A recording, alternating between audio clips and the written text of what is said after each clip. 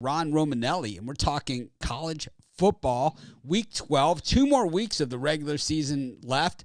I know every year I say, and I've been saying it for now since 2007, it's my favorite day of the week during my favorite time of the year, college football Saturday. I get 2 more weeks of saying it, and I know there's bowl games and there's kind of those conference championships, but it's not college football Saturday, anymore. Once you hit that point. So I only say it this week and next week, and that's it. But I'm really excited. There's some really good games on the schedule. I've been looking at these, getting prepared for my videos that I do. So I know this is a great schedule of games out there. And there's some traps in there. There's a lot of meaningful games. Senior Day, is going on. You've got, a lot of look-aheads because next week's rivalry week. And so it is all kinds of different,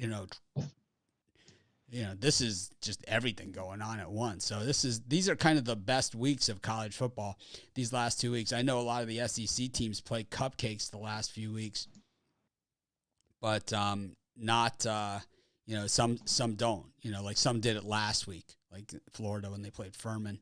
But I think Georgia plays like New Mexico State or something. But there's some other really, really good games out there. So I'm excited to go over it. Ron, welcome. Hey, guys. How you guys doing? Yeah, a nice card this week. My internet's a little lacking right now. I'm trying to pull up the lines and stuff, but I'll make do. But, yeah, there should be I'm getting sad. There's only a few weeks left, and I actually really do enjoy those bowl games and the conference championship games. But like you said, it's not the same. It's not college football Saturday. But yeah, still plenty of football to go, but can't believe we're already in Week 12. Yeah, we got a full season this year, and there's only been one game that was canceled, for COVID, which is pretty remarkable when we look at just a year ago where, teams started their seasons midway through the season in the Pac-12 and the Big Ten. Oregon was supposed to play Ohio State at Oregon last year, and the game was canceled, and this year, we got to see at least a lot of those games. We had fans in the stands, not even reduced numbers of fans in the stands, no social distancing, fans in the stands, So all kinds of good stuff going on. Joe, any thoughts on just the overview of the beauty that is college football? Well, I'm sad it's coming to an end here. It's going to come so quick. I'm going to enjoy every single moment of these last couple of weeks that we have. Well, I'm sure that you've never had a college football season like this before, spending it with lunatics like us who live and die this stuff, bleeding. We bleed our team colors, and I really, I ache when my team loses, even when they're bad. And that Florida State loss, to me on Saturday is about as bad as it gets for me. So it's going to hurt for a full year until we get another crack at them, and if we don't beat them, it's going to hurt for a whole nother year. And, what I say, if Manny Diaz, they can win this week and, go to a bowl game, whatever, I say fire his ass. We lose to Florida State and 6 wins. See ya. Wouldn't want to be ya.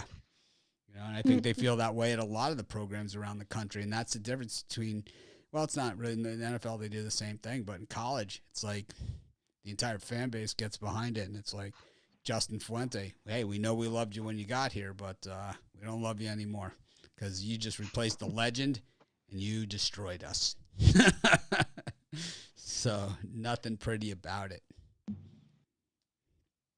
But, we have a bunch of midweek games. We went over today's games already on the early show. Ron, you have anything to say about today's games? Yeah, I didn't have any premiums on these games today in college football, but if there was a play that almost made the group, it would probably be Western Michigan laying the points. I don't love it because, Western Michigan struggled as of late, but you look at Eastern Michigan, I love these directional matchups, but Eastern Michigan, their defense, just not great. It's a bend, don't break kind of defense, and they only play well in conference play when they're ahead of the turnover battle.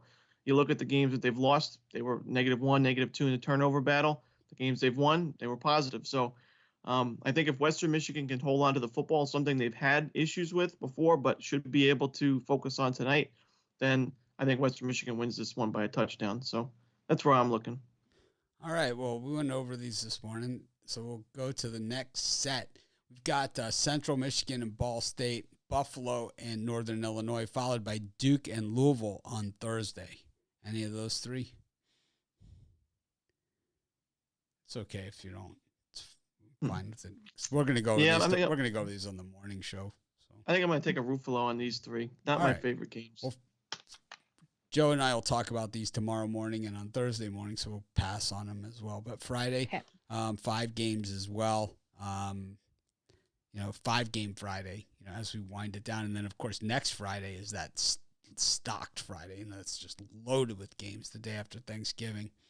Not quite as many meaningful games on that day after Thanksgiving as usual, but you see anything in that set of 5 on Friday, or you want to just move on to Saturday? It's your call, Ron. I think I will take a look at that Houston game. I really liked Houston going into the season, and the biggest thing that's surprised a lot of people, but I figured was going to happen, is that Houston defense is a lot sharper. Dana Holgerson's never known for his defense, but this year the Cougars are playing good on the defensive side, and I think that they're going to win this game by 2 touchdowns. They're 7-0 in the American Conference so far, and I really wish they could get a crack at Cincinnati in the regular season, but we'll see in the AAC championship what goes down. And I think the Cougars are a real talented team. I think they get a 2-touchdown win at home. Yeah, I'm looking at that. I'm looking at next Friday's card as well, and it does seem to be some attractive games on there. And that Friday is always fun. There's always, it's always a good day of college football. We'll probably talk about some of those games as we move down the card. But we'll go here into Saturday, and, like I said, some teams just playing cupcakes. North Carolina playing Wofford ahead of the NC State game next week, and, Texas A&M, used to play Texas on Thanksgiving Day, but they don't play anymore. Maybe they will when Texas joins the SEC, but they're playing Prairie View. Tulane against South Florida. South Florida, of course, has got the Central Florida game next Friday. San Diego State, actually on Friday night, is playing, and they play Boise State on that Friday game next Friday. So that should be one of those good ones. Kentucky is the one playing New Mexico State, Mississippi State against Tennessee State. Just, real cream puff opponents. But then we move into this one. It's an interesting one. Oklahoma, Iowa State. Western Kentucky, Florida Atlantic. Akron, Kent State. Army versus UMass. Clemson, Wake Forest, another interesting game. Northwestern against Purdue. Georgia against Charleston Southern. Boston College, Florida State. West Virginia, Texas. 4-6, 2 4-6 teams. Someone's not going bowling. Michigan State, Ohio State. Interesting game there. A lot of ramifications in that thing. Penn State, Rutgers. What are you looking at here? I mean, this is, tremendous, card right there to open up Saturday action. Yeah, really good 12 o'clock card. Even though you got those cupcake games, a lot of good content, especially that Michigan State, Ohio State game. But for me, what I'm looking like in terms of betting is I like Wake Forest getting the points against Clemson. I watched that entire game Clemson played last week against UConn, and they won 44-7, but they didn't cover the spread. They weren't even close to, because their offense it's been the same thing every week. DJ Uiagalelei cannot play at quarterback. I know he's banged up right now, but it's just the passing game has just been not there. They're running the ball, but UConn stacked the box, and who would have thought UConn would stop the run? But they did for the most part. And I just think, this looks like a sharp kind of line where Clemson's going to cover. We saw it against Florida State. We've seen it all year, but Clemson's been one of the worst cover teams this season for a reason. And, I know Wake Forest's defense is nothing to write home about, but the offense can put up points in bunches. So I think this is a game where you either just take Wake Forest money line, get the plus 165, or you just stay away, because I think Wake Forest wins or they get blown out. So I'll take Wake Forest money line. I think I'm going to take the bait with Clemson. How about you, Joe? Clemson has either covered or not covered. Only covered 2 spreads this year. I'm not sold on Clemson, but I think in this one against Wake Forest, they will come out and get it done. I see it being a super tight one for that number. So I'm going to stay off that. I'm looking at Ohio State. I think they will get this cover against Michigan State. Lots of points there, but I think they have to pull it out, especially at home in that one. And then give me Kent State to cover as well against Akron. I just don't think Akron has what it takes to keep up with them in this one. Senior day in Akron. You know how crazy that gets, Joe. Does it? You know what they say? There's nothing like senior day in Akron. Every city's got kind of their name. Like where the Valley Isle. It's like there's every place has got their own thing. Yeah. And Akron is the rubber city. Well, I would love to see their seniors come out with a big win in this day, but I don't think it will happen. Maybe because of that, let's look at the over. I think that number is a little light. I know it's in the mid 70s, but I think these two teams can get this one over. What's 11 touchdowns among friends? Exactly, right? It's not a baker's dozen. We're good. I think that Oklahoma-Iowa State game is also an interesting one. We see the line dropping from 5 to 4, and Oklahoma has been disappointing this season. It's odd that Lincoln Riley's got bad quarterbacks because the expectations of Williams is through the roof, and Rattler was a Heisman favorite coming into the season, which didn't make a lot of sense. But Iowa State has been under the radar disappointing this season, and they kind of caught a break here, Matt Campbell, because Texas is so bad. But they've been terrible too. 6-4 losing to Texas Tech last week. I mean, that's just not what they dialed up. This was a team that a lot of people thought were going to take the Big 12. Meanwhile, Oklahoma, they didn't get any respect from the voters all along, so they didn't lose much by losing to Baylor in the rankings because they never really got close. But there's obvious problems there at Oklahoma. There's a lot of these head coaches that are getting fired, and they're going to be looking for short-term work if they don't get another head coaching job. So there's going to be some really good assistant jobs available as well, for teams like Oklahoma who could really use a defensive guy. Yeah, that's going to be a tight one, Mitch. 4.5 point spread on that game. I mean, I would be, it wouldn't be me if I didn't hammer Steve Sarkisian here while I got another shot at it. He's 4-6 on the season here at Texas, losing as a 31-point favorite at home to Kansas. How long is the leash? It is his first season, but how long is the leash? It was a horrible hire. I mean, it was a horrid hire. It made no sense whatsoever. It was like, why would you even go there? It didn't make the hire didn't make any sense. We've pretty much bashed him every single week this season, and he hasn't disappointed. I haven't seen head coaching this bad since Jim Mora Jr. was on UCLA, and it's fitting that he gets the UConn job because there he can get away with it. Yeah, I would have thought that the loss to Kansas would be the final blow, but I guess we'll have to wait and see. I mean, it's his first year. Cannot. So I know, but who cares? You can't lose to Kansas. I don't care what year it is. 4-6. It all started. The wheels fell off the cart. In that Cotton Bowl, Red River rivalry against Oklahoma, where they blew the big lead, and they haven't won a game since. They've had some heartbreakers. I mean, Oklahoma State was a pretty heartbreaker. They had a big lead there, and blew it in the second half, and then obviously Kansas. And 2-point conversion in overtime, but they shouldn't even be in that spot. Well, I got news for you. Next Saturday it's going to be ugly, or next Friday it's going to be ugly city here. So I don't think Texas is going bowling regardless. They're playing Kansas State next week, and Kansas State makes bad teams look really bad, and it's like they did to West Virginia last week. And I'd imagine if you can get an early jump on that Kansas State-Texas game, by all means do it because they're going to absolutely blow them up. Joe, any thoughts on the job that Steve Sarkisian's done in Austin this year? It hasn't been great. Let's just leave it at that. Not looking good for him. Do you think you'll get another coaching job? Steve Sarkisian, he'll get a job as an offensive coordinator if they're willing to eat the contract. I don't know what his deal was that he got, but I mean, he is in the first year. You don't see a lot of first-year head coaches fired. That's the problem. That they have there. It's like, is this part of the process, to get his own guys in there? To be, he doesn't have his own guys in there, but at the same time, it's not like he has scrubs. It's not, So this is what they're into him for. Here's the problem. Okay. Uh-oh. So he has a guaranteed contract. Okay. It's 34.2 million guaranteed money, all guaranteed. And to make matters worse, his coaching staff has guaranteed contracts for an additional 21 million. Oof. They're $55 million into this disaster.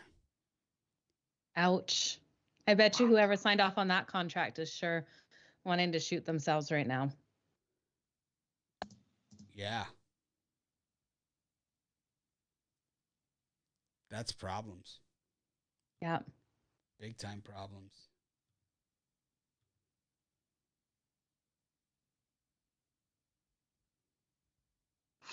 Yikes. That's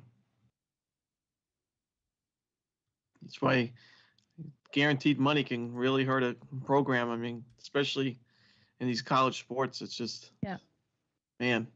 So how long do you hold on to the disaster? Well, right? 55 million. I guess you gotta let it play out another 2 years minimum. So you kind of like, it's kind of like when you buy something and it's kind of like, well, it's like, it isn't what I love or whatever. It's like, after a few years, after a little while, like when you buy a new car, and you kind of say, well, I probably spent a little more than I wanted to. And then after a month or so, it kind of just absorbs in. You got an egg, it's rotten, it's stinking. You don't throw it out. You just keep it sitting there. That's what guys do. That's what guys do. Pay good money for that egg. It's gonna throw itself out. That's our logic. Walk out the door on its own. This is what guys do. It's kind of how it works. How about this Ohio State-Michigan State game? This is an interesting spot. Both, there's a lot of sandwich games here in the Big Ten, and as tough as it is to say, this is a sandwich game for Ohio State, and they've got Michigan State here. Michigan State getting 19 points in Columbus. Ohio State, obviously Michigan next week, and if Ohio State loses to Michigan in that game, it could be Michigan going to the playoff instead of them. It could be the disaster of disasters. And I got to say that, Ohio State's run defense is pretty good. It's their pass defense that's hideous. Yeah. But Michigan State just has this kind of knack for, making other teams look bad too. I can see this game being close. Because they have a bad pass defense too. I could see Michigan State. Yeah, terrible. I could see Michigan State winning this game. Okay, not an angle I looked at, but I didn't realize Michigan was on deck. That is huge. Oh, but on the other side of this, and we'll get to that Michigan game in a little bit, but that's a whole nother story. And then the Penn State Rutgers game, I think, is interesting as well, because Penn State is really, ever since James Franklin's been rumored to go to USC, this program has not been playing good football either. They've been terrible. Yeah. And they lost to Illinois. They haven't been beating the good teams. They're not scoring any points. And you're going to lay 17.5? Not really sure I like that too much. Yeah, especially when you look at the low total, 46.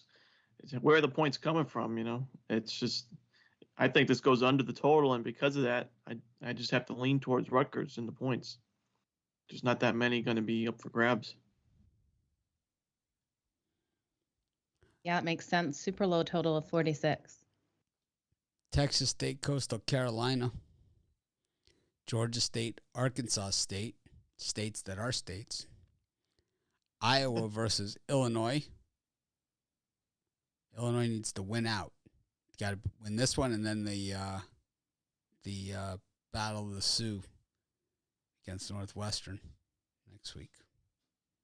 What's up with Coastal Carolina's quarterback? Is he out for the season? Yep. Okay. Notre Dame, Georgia Tech. Notre Dame back in their 2:30 time slot. I guess being number 9 in the country doesn't really get you anywhere these days, because even the team that beat you they don't get any credit for beating you, and and you don't get even mentioned to move up when everybody in front of you loses. So it's kind of like, I mean, you're damned if you don't, and you're damned if you do. Colorado against Washington. Maryland, Michigan, one of the most interesting games on the entire card. Navy against East Carolina. Of course, East Carolina's got Cincinnati on tap next Friday. And Charlotte and Marshall. Wisconsin, Nebraska. How about Scott Frost? I mean, this is like the Cliff Kingsbury dilemma here. You got one of their own. They're gonna have to fire there. And then Cincinnati, SMU. Cincinnati, I don't know. I guess winning isn't good enough anymore. Is what their season should be called. But Cincinnati, even though they need help, the help is there. Right, the help is there. I think that if Michigan beats Maryland, and Ohio State beats Michigan State, and Michigan beats Ohio State, they'll jump Cincinnati also, right, and be in with the same record. Even they would jump them if they're in. The other scenario is Michigan State beats Ohio State.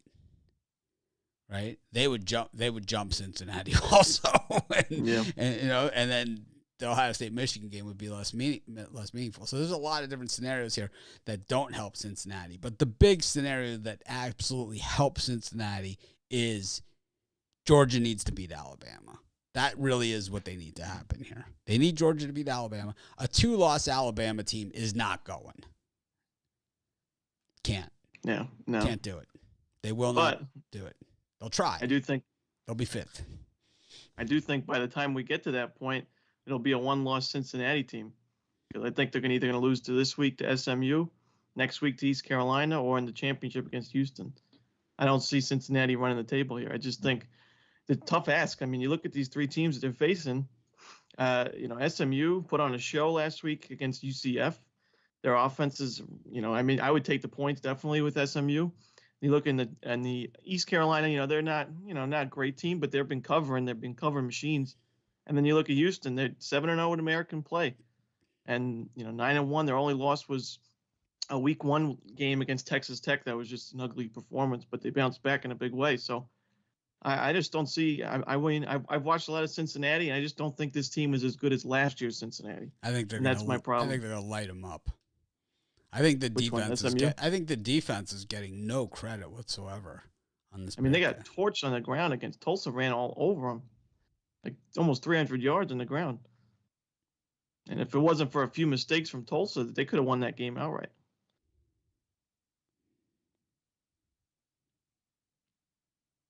I like Cincinnati this week to cover. Yeah, I'm on the fence with that one. I'm hoping the line moves a little bit, to be honest with you. Because I think SMU right now could cover with the points. But if it comes down just a little bit, I'm definitely on Cincinnati because I do think their defense is underrated, Mitch. You're calling that the right way. I like Maryland as well over Michigan. I agree. I think that's a close game.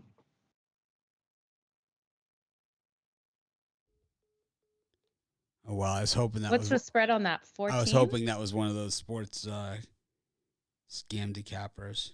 I was going to plug them into the board. I even have a cord ready to put the phone directly in. That could have been a lot of fun. What is the spread on Maryland and Michigan, guys? 15. 15. So to me, that is the sandwich of tough trap spots, right? Yep. I mean, this is about as tough of a game as it gets for Michigan. You got Ohio State next week. You know, and you're on the road here against a 5-5 Maryland team on senior day that needs one win to get to a bowl game. Yeah. Yeah, and the Maryland team that has a quarterback that leads the conference in passing yards.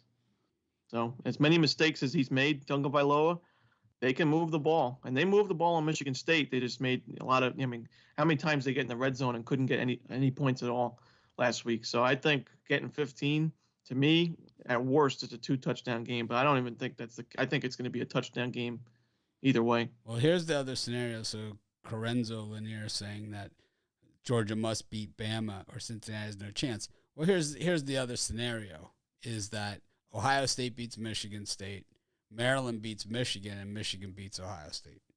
That's the other scenario. Or Ohio State loses in the conference championship game to Wisconsin. Oh, which is not out of the question. Not out of the question either. So there's a lot of scenarios here and a lot of football left to be played. We've stood at this point where we are right now with 5 undefeateds, and ended the season with none. Yeah. It's more often than not, in the non-playoff era, more often than not, it all shook itself out. When it started not shaking itself out is when margin of victory and all that other stuff started to count. The style points started to count. The eye test, when it started to not work itself out is when. So there was 2 major events when it started to not work out. Number one was when Michigan had a chance to not play in the Rose Bowl, and Nebraska said, "We'll play you. You don't have to play in the Rose Bowl. You have that conference obligation. Don't go play the Ducks, who are 6-5 this season. Come play us. We'll play you right now." And they wouldn't do it. And Nebraska beat Miami in the Orange. And that game that I showed the program to everybody, Ray Lewis, Warren Zapp, The Rock, everybody, right? Lost that game to Nebraska. Nebraska the next year beat Florida 56-17 in the Fiesta. I mean, they're legendary. Back-to-backers. And Michigan got the split championship with them. And that kind of ruined it. Then in 2000, Miami beat Florida. Miami lost week 2 against Washington on a play that if they had instant replay, they would have actually won the game. Santana Moss was in the end zone, and they called him out of the end zone, but it was a touchdown, and they called it no touchdown, and they lost the game. And that was the difference in the game. It was late. It was a touchdown late in the game in the corner of the end zone. Called it no touchdown. Washington ball. They took a knee. The game was over. And had there been replay, it was a touchdown, clearly. But later on that season, Miami played Florida State, and Florida State had not lost. They were undefeated going into that game. Miami beat them. They beat them on wide left field goal. And same thing, Santana Moss catches one over the middle. Jeremy Shockey in the end zone, touchdown, winner, right? It's like, and despite them having the exact same record and Miami beating them late and Florida State's loss coming. So it used to be the late loss, right, is worse than the early loss. That was the late loss that they sent Florida State anyway. And that was the last time Oklahoma won a national championship. They beat Florida State in the national championship game. And it should have been Miami. And then Miami won after that, 38 games in a row. I mean, they were so mad. And so those are the games that kind of changed it, because now all of a sudden what happened that year with Florida State is that margin of victory did count in the formula.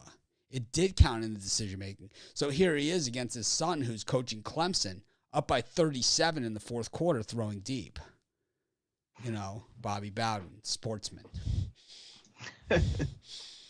It's like the difference between, well, why are you throwing deep? Well, the difference between winning by 44 and 37 could be the difference between us playing in the championship game.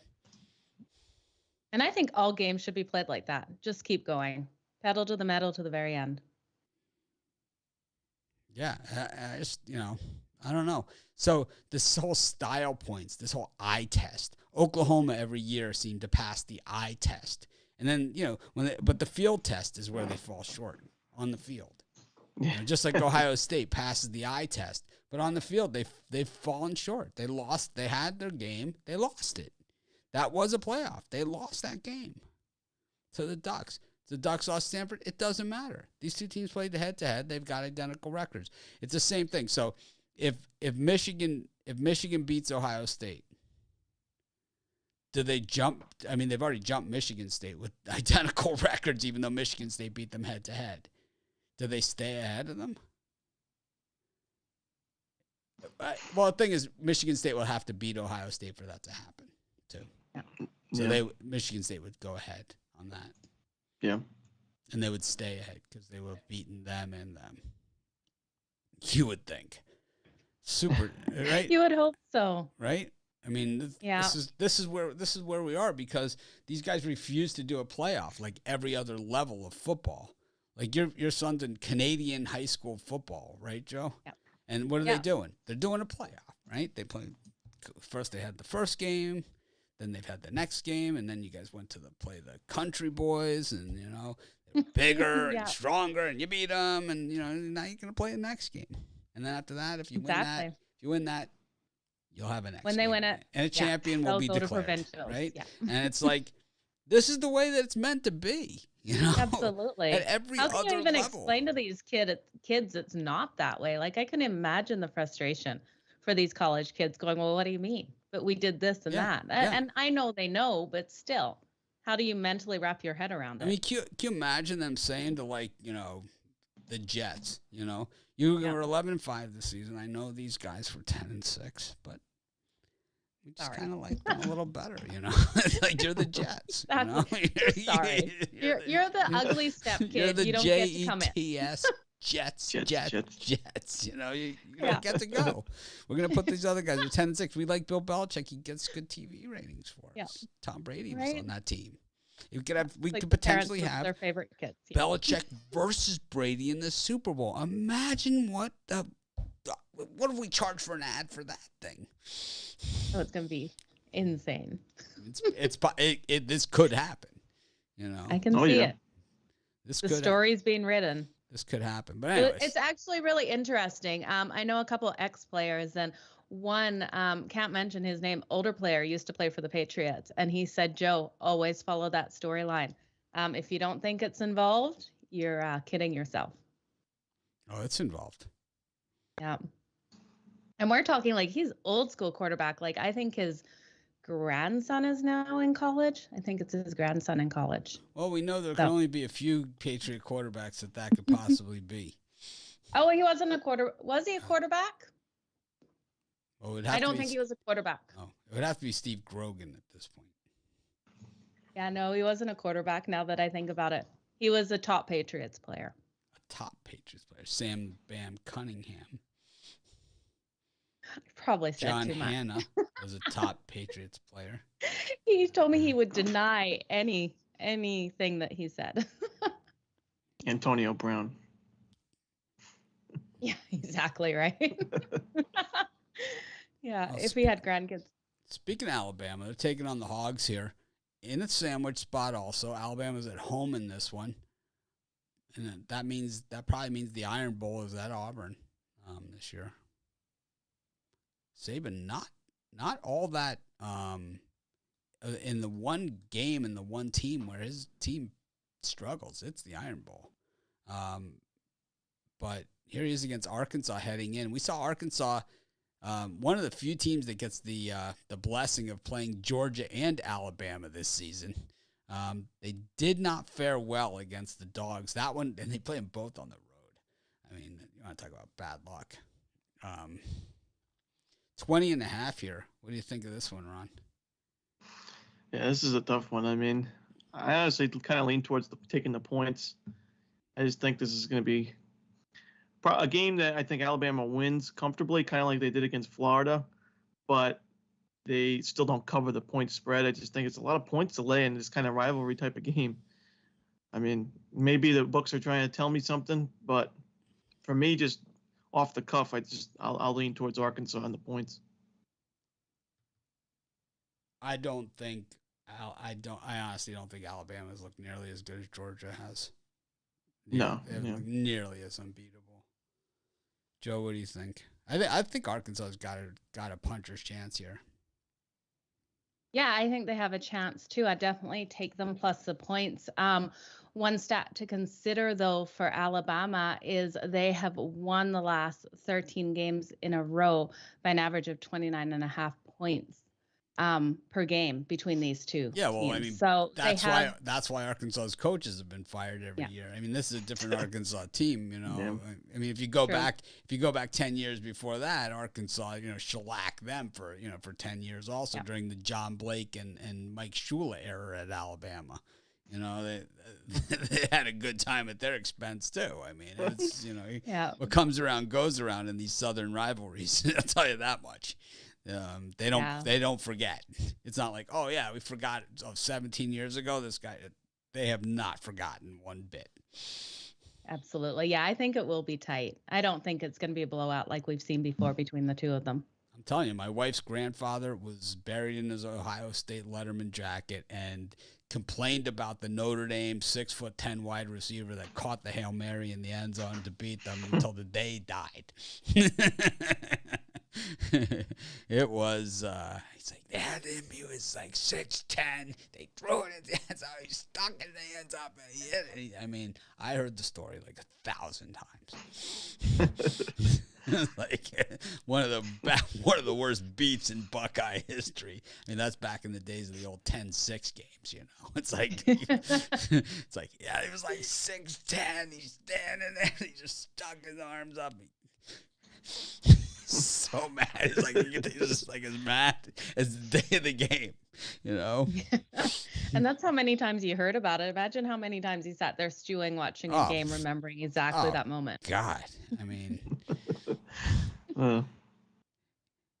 But yeah, losses like that hurt. Oh yeah, and that's the difference between college and pro football. It's like, you know, pro football, the guys move on to other teams. College football, these guys tattoo it on their body, you know? Like, you know, I think Ray Lewis is, you know, as much as he's a Raven or whatever, he's equally as much a Cane, and Ed Reed is more of a Cane than he ever was a Raven. I mean, he's with them now, you know? Pitt and Virginia is interesting. Virginia's bowl eligible, but they've been stomped their last two games. Pitt, you know, this line makes it look like they're just begging for Virginia money. I don't know. Any thoughts on this, Ron? 2 touchdowns plus. Yeah, it's a lot. I honestly, that line makes me want to take Pittsburgh. Honestly, it's not a game I don't think is ever going to touch anywhere near my premiums or even a free play or my own bet. But just Pittsburgh, you know, they obviously have the better defense. Coming off a pretty emotional game against North Carolina, that was a good one. I didn't like the collapse that Pittsburgh had in that game, but I also think the weather had a little bit to do with it. It started to pour towards that second half, and North Carolina was able to find its way into that game. But, I mean, Virginia's defense, it's been terrible all season long. We know they can put up points, so maybe the over's worth a look, but I honestly think Pittsburgh's the more well-rounded team, so that's why I'm leaning towards taking Pittsburgh laying the points. Joe? If Virginia's quarterback Armstrong is back, I'll go with them. But if not, I think Pittsburgh takes this one and covers. So it's going to come down to what happens with that quarterback, because he has rib injuries, I believe. So I'm not sure if he's going to be back or not. NC State and Syracuse. We haven't seen Syracuse get blown out until last week. They've been in a lot of tight games both ways. Last week, 41-3 against the Ville. Got Mizzou taking on Florida, battle of 5-5 teams. You know, Florida loses here.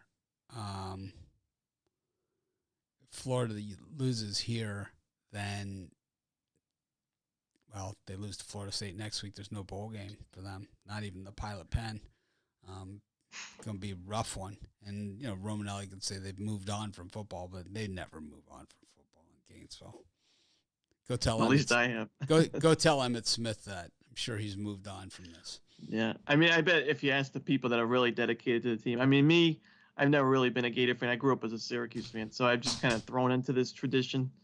But I bet that those diehard Gators that were born and raised in Gainesville, I bet they're still upset about this season. Well, the alumni that are used to winning, you know, all the alumni that are used to all these winning championship teams.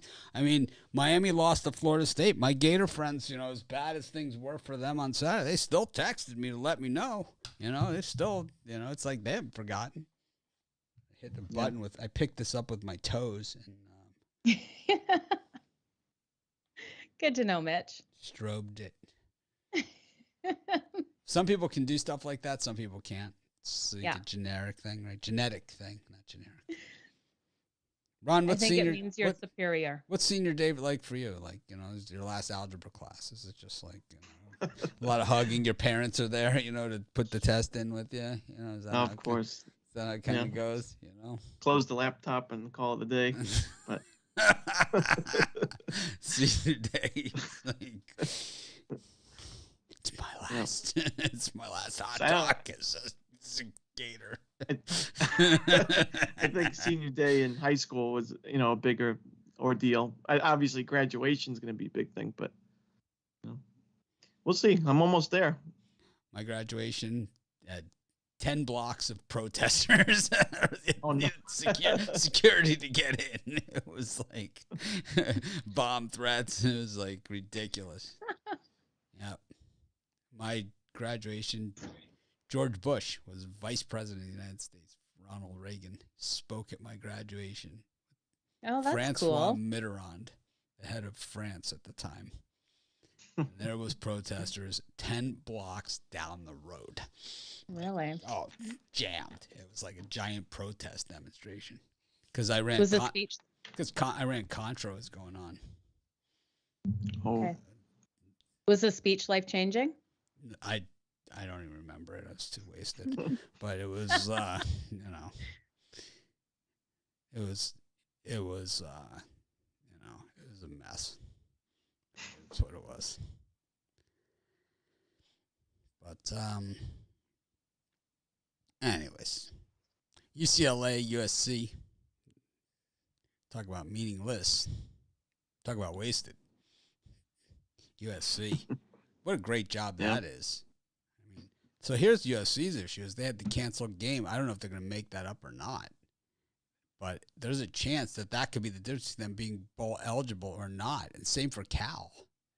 If Cal can beat Stanford in the big game, and then UCLA, USC, where they both wear their home uniforms, which is awesome. So the first year they did that, with both wearing their home uniforms, is they actually gave UCLA a procedure penalty. Oh no, they charged them a timeout for wearing their home uniform. They charged them a timeout for wearing their home uniforms for the game, and then Pete Carroll, the first play of the game, just called a timeout. Yeah. He's like, because they charged UCLA for wearing their home uniforms. And Pete Carroll, so on the first play, he just called timeout. It's like, all right, so now, we lost the timeout also. Good for him. So now they stopped doing it, because he made a mockery of it. Yeah. He made a mockery of the rules. And that's pretty much what happened. Kansas coming off the big upset win over Texas against TCU. I'd say that's it for Kansas this season. I think you can pack it in. They're good. I would say we're good. Yep. Yeah. Got Kansas State, Baylor, Stanford, Cal. Is this one the big game or the game? There's one that's called the big game. Ohio State, Michigan, I think, is the big game or the game. One is called the game. One's called the big game. I think this is the big game. This one might be the game. I have no idea. No, I think this one might be the game. Which one, Mitch? Stanford, Cal. One is called the game, and one is called the big game. So the game is Stanford, Cal. I believe is the game, which is a great name for. It's the big game. So Stanford, Cal is the big game. Michigan, Ohio State is the game. Gotcha. They all have a little name to them. This was, of course, the famous Stanford band play. Oh, yeah. It's Cal Stanford, John Elway. His father used to be the coach of the team at the time, Jack Elway. That was the famous quote. Said, "How do you feel about your son playing quarterback?" Say, someday they're going to say the opposite, He goes, right now they call him my son. He goes, someday I'll be calling me his father. South Carolina, Auburn. FIU, North Texas. That's a real disaster. Butch Davis will not be back at FIU. I'd love to see him come back to Miami, personally. Really? Oh, yeah. Best recruiter, best evaluator of talent in the history of college football. The single best evaluator of talent in the history of college football. And he has the resume to prove it. Look at his guys. Look at the guys that he's recruited. And, that were not necessarily the highest recruited players. And he's got the who's who of the NFL. He's got how many guys, I wonder, has Butch Davis recruited for college football that ended up on the NFL's all-time greatest list? I'm going to guess more than anybody. This is what I'm going to guess. More than anybody. I mean, guy's unbelievable. He's done it so many times. Jerome Brown was his guy. He had that running back, was his name, Barry Sanders. Had Thurman Thomas was one of his guys. Clinton Portis, Willis McGahee. Had Edgerrin James was his guy. And then he also had Warren Sapp was his guy. He had Cortez Kennedy was his. He had, yeah, I mean, it just kind of goes on and on and on. Danny Stubbs and Benny Blades was his guy. James Morgan at FIU. Yeah, I mean, he has NFL quarterback. Butch Davis. The list of Butch Davis recruits is probably some of them, and he doesn't just get the guys that Ed Reed is his guy. I mean, goes on and on and on.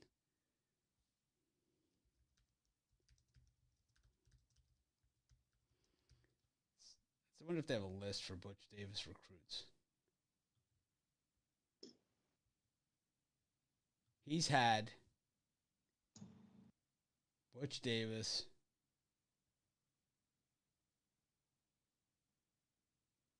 had, I just saw it here, 36 first-round draft choices.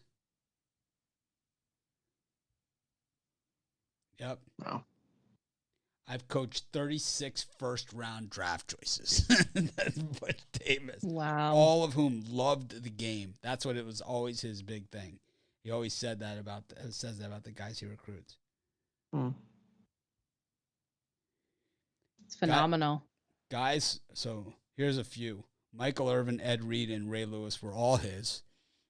Okay, so I mean, why would you not want this guy? Santana Moss was a guy. Santana Moss did not have a single offer out of high school except for from Butch Davis.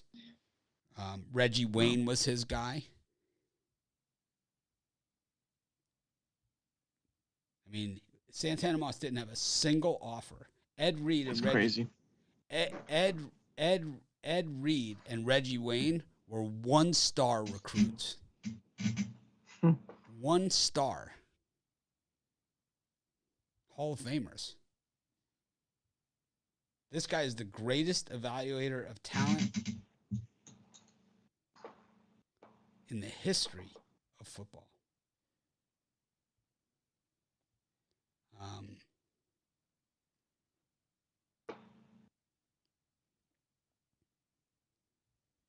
Anyways, I would not mind having him because one thing that your team's going to be absolutely stacked.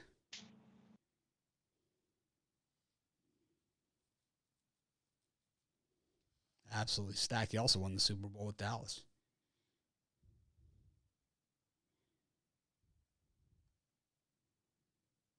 Kansas State, Baylor. What do you think of that one? 36 first-round picks. You think there's another guy that has that? Maybe you think Saban's got that? Well, maybe, yeah, maybe. It's probably close. I don't know. I don't think so. I don't think so. That is it's incredible. Well, he's gonna have 37 this year when Max Bortenschlager goes in the first round as a quarterback. See that?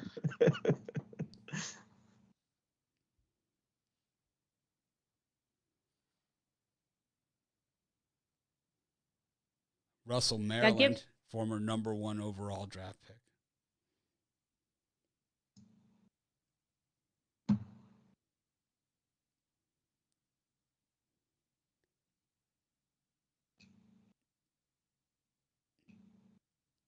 Yeah, speaking of the Gators, I like Florida this week. Against Missouri? Yeah, I do actually. I was thinking kind of just an auto fade of Florida, but I do think this is actually a good spot for them. You look, Missouri's rush defense is obviously worst in the conference, one of the worst in the country. Florida can run the football. That's really the only thing they've been able to do all year. That's just a recipe for success in my eyes. So I'll take Florida, lay the points.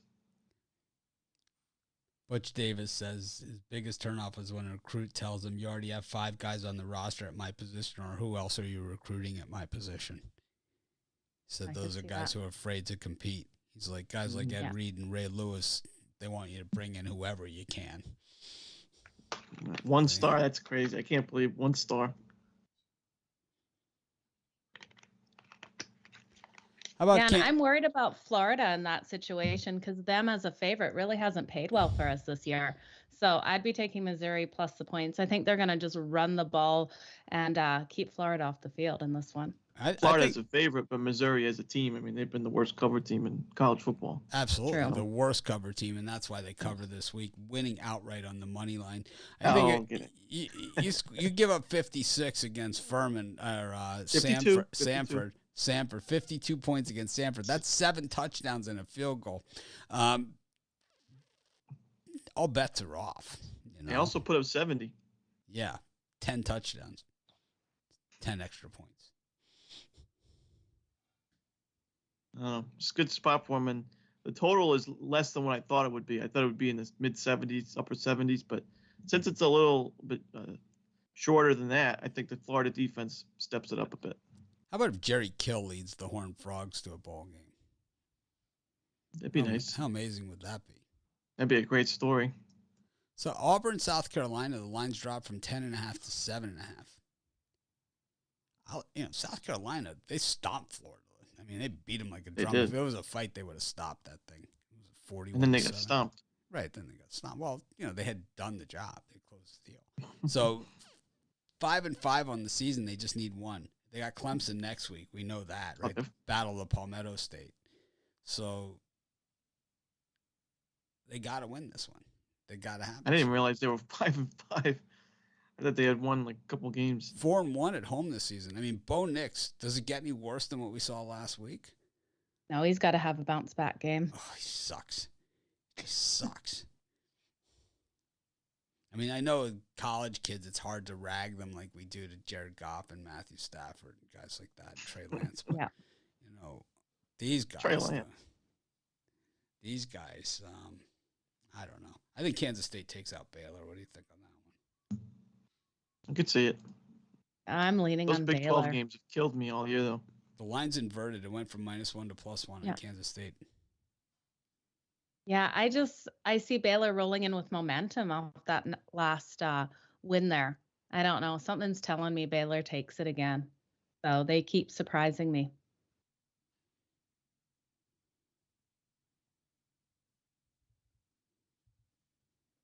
I don't know. I like Kansas State. I just love that offense. Just looks like the hidden ball trick on every play. The hidden ball. It's like they all get together. It's like a little tiny running back comes shooting out of the pile, running a 4.2 40. Right. Those little running backs are the slipperiest, though. They get away. You can't see them. When they run that fast, they're slippery. Yeah, absolutely. Miami takes on Virginia Tech in a battle of lame duck coaches. Miami was 7-point favorite. Now they're 8-point. This one moved up 7.5. It was 7.5 right before we got on the show. It's moved up a half point already. Justin Fuente will not be back with Virginia Tech. Is he coaching out the season? Is that what he's going to do? No idea. I don't know either. But Manny, I guess I just figured he was gone right away. I'm going to guess Manny Diaz. It's going to be one of those situations where they say, "Oh, we're going to evaluate." Everyone will be evaluated at the end of the season. But I'll tell you what, he's been evaluated. That loss against Florida State is unforgivable. We'll never get past that. I know that. I know the Miami fan base. I don't think even a win over Virginia Tech is going to do it here, and I'm not even so sure we get it. Yeah, that's a tight one.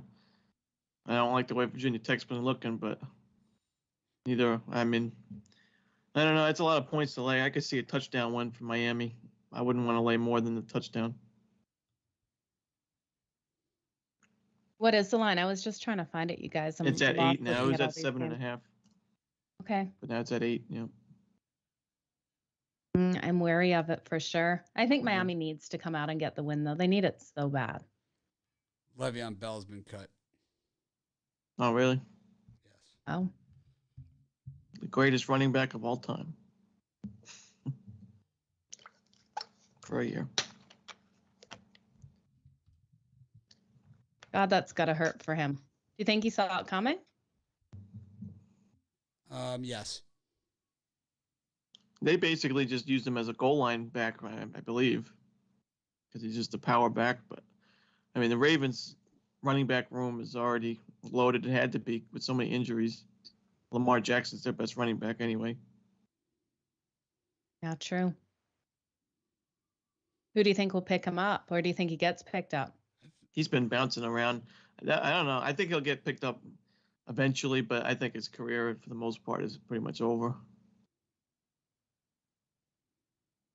He's young, though. Yeah. What? But not for a running back. He's what, 28, 29? It's crazy to think. I mean, a few years, if you would have told me he would be out of the league, he was one of the big names. Like, he's a Christian McCaffrey of a couple years ago. Yeah. But the thing is, he was never really that good, and he kind of made himself out to be like this back that he never really was. He was a good back, and running backs have like a good year, but he wasn't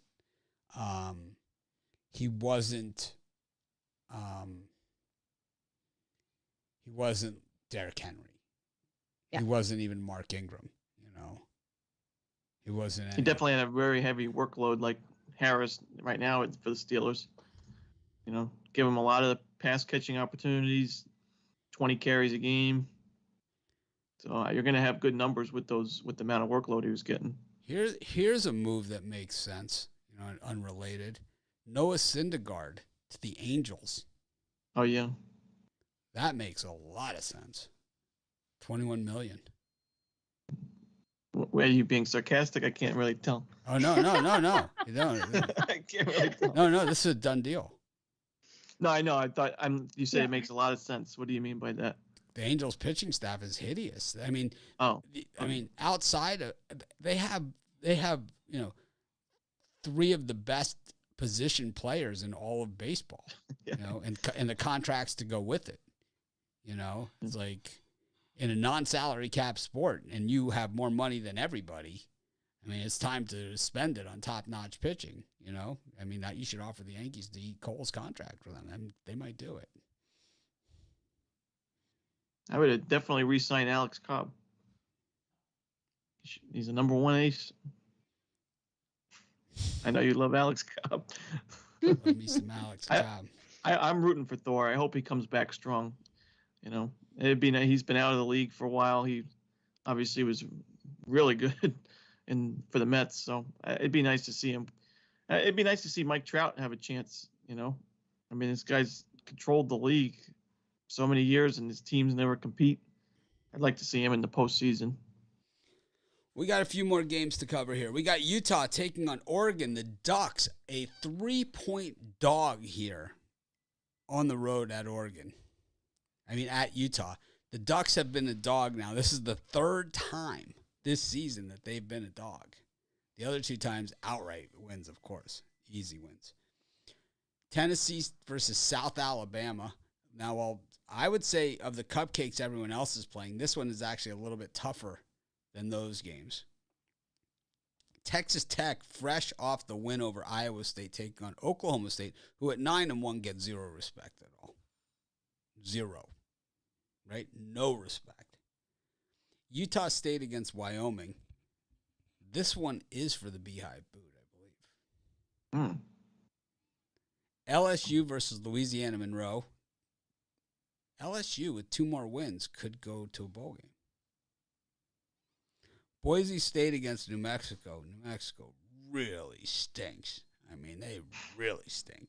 Is that guy Montez still playing the quarterback role for them? He is just about as bad. Tony T can't even talk about it. He starts stuttering. He's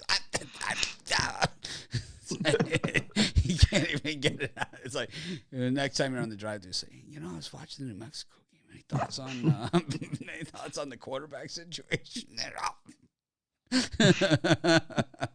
He's on. Tony T's with us on Fridays. It's we have a good time with him. Oregon State and Arizona State and Hawaii against Colorado State. Hawaii not going to make it to that Hawaii Bowl this year. 4-7, unless they let them in with a losing record. Good grades. Things happen. What do you think? Any of these games do it for you? Yeah, I actually really like LSU laying the points. I don't love laying that many points usually, but I think ULM is getting a bit overvalued because of what they did earlier in the year against Liberty and such. But ULM's still not a good team, especially when you put them up against an SEC team. I know it's a LSU team in a down year, but ULM's defense is one of the worst in college football. The offense picked it up a bit, but only getting 16 points, I believe, against Arkansas State. I actually have to find that. It's under 400 yards. I know that. Against one of the worst defenses in Arkansas State. I just think LSU blows them out of the – I mean, I think this is a 35-point game, 40-point game. Could be more than that. So what you're trying to say is that maybe the maybe like losing to Arkansas State, it wasn't just a blip on the radar there. It's just kind of maybe this is who they are. Yeah. I mean – I still can't believe that Liberty game. And then they followed up with another win. But I think people are figuring out that quarterback Chandler Rogers a bit, and the offense has not been as strong. So the defense was always bad. So I'll take LSU. I mean, Arkansas State was reeling off chunk plays on them. I watched that one on the iPad. Yeah. I mean, they could have scored way more than 27 points. My iPad was begging for mercy. It's like, how could I only have 3% battery left? Watch this crap. Anyways, anything else here? Oregon, Utah, or? I know you're on Oregon. That's your favorite team. Yep. I like Oregon on the money line. I think they play a run game and win that one. Absolutely. Love it. Love we're on the same page with that. Ron hates Oregon. He's a Do you? He's Bitler's buddy. Oh, yeah, that's right. I forgot about that. I was just starting to really like you, Ron. Come on. Joking. Well, I just think Utah, Utes, I haven't really even looked into that game much, but the line tells me Utah. But I've been getting burned on sharp plays since I was a wee little Todd, so I think I'll just have to dig into that one a little bit more and probably stay away from it altogether. Just put it on the TV. That'll be a fun one to watch either way. All right. Well, that pretty much wraps it up then. You guys have anything else you want to say to our audience? Ron, any college hoops? Oh, yeah. We have a pretty good card today in college hoops. For as far as free play goes, I was almost taking Norfolk State against William and Mary today. The line went up a bit to where I'm a little uncomfortable taking them, but I still think the Spartans get the job done at home. They don't get a home game against colonial teams too often, so I think Norfolk State, the best team in the MEAC, and I think they get a win here. How about Seton Hall against Michigan? I didn't give out a pick in this game, like a premium pick. I like Seton Hall a lot. I didn't give out a premium pick because I know that New Jersey bettors can't bet this game. So I didn't want to get all the emails from all the people saying, I can't bet this game. It's in New Jersey. But I like Seton Hall now, and I think that they at least cover. I think it's a 3-point game one way or the other, kind of like the Louisville game last year. Joe Madden picked Michigan on the early show, so we're just fading her here on this one. That's okay. Go for it. Do it. Joe's like, the way you've been picking, I'm great with it. It's like, I'm good. It's like, what are you're being relegated to Mitch Memo. It's like, I never said that. Don't put words in my mouth. She's like, you're going to Mitch Memo. We're going to have our JV website, Mitch Memo. What do you think? Mitch Memo. Not good enough for this one, but we'll be on the Mitch Memo.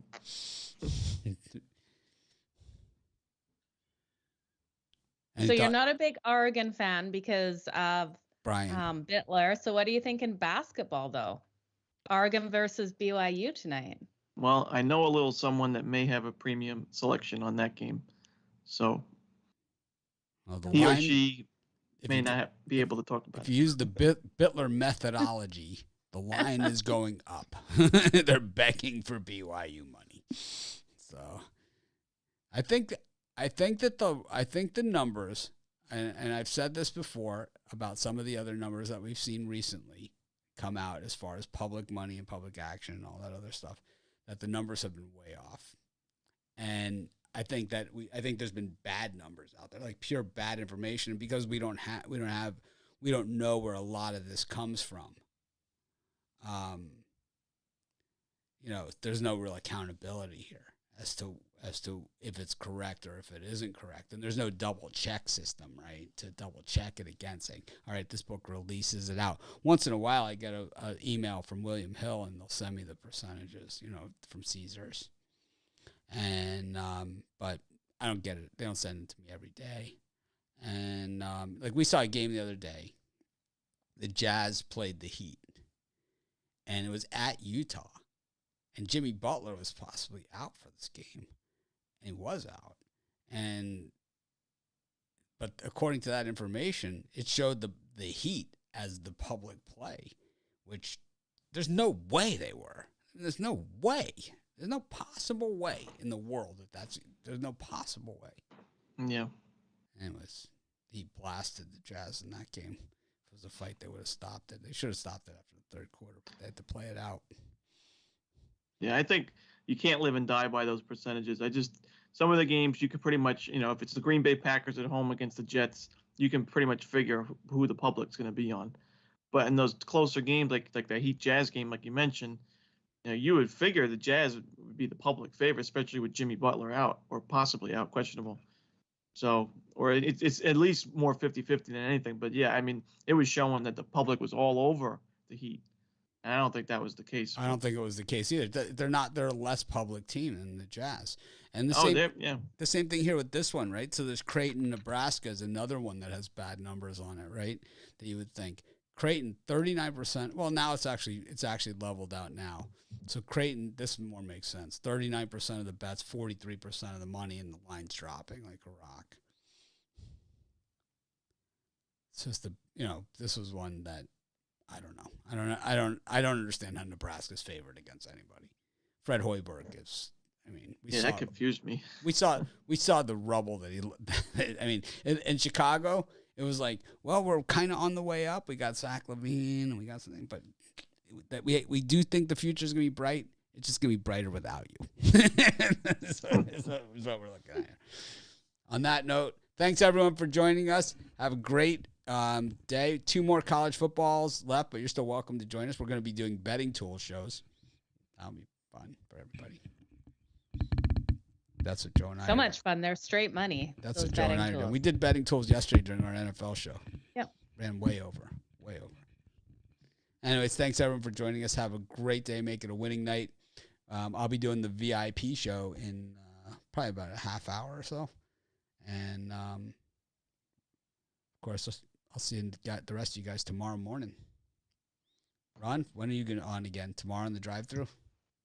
Yeah, I believe so. Tomorrow on the drive-thru too. So it's going to be crazy. You doing videos with Ruffalo still at Sports Chat? I haven't been recently, but I just messaged him today. We're going to try to get back into doing that. But the other thing that's available now is I have other people that are doing videos for Pick Dogs too. So if you want to do some Pick Dogs, I saw that. Yeah. Yeah, if you want to do some Pick Dogs college hoop videos, you're more than welcome to join out with us. Just there's plenty for everyone. So awesome. All right. Well, thanks again, Ron Romanelli, for joining us. You see, I publicly called him out there, kind of baited him into some content. Anyways, thanks everyone. Have a great day, Joe. As always, pleasure. Appreciate you not back at you. Appreciate you not throwing any things and for keeping the tone down this time. Appreciate it. You're welcome. You're welcome.